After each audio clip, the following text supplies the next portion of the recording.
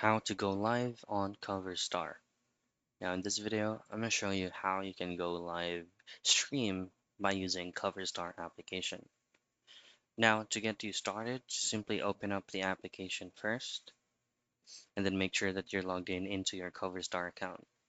Now what usually happens is you just need to tap on this plus icon at the center portion, and then if you tap it again, usually the live stream option is located beyond this page.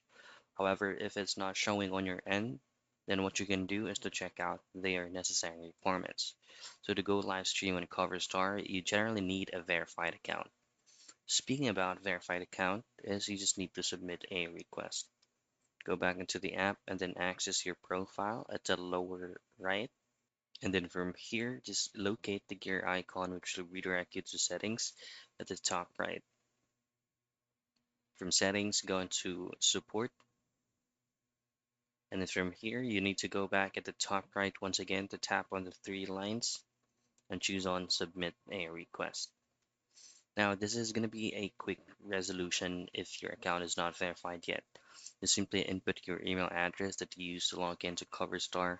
Subject is account verification, and you just need to be specific on the description that you want your account to get verified so that you can use the live stream feature.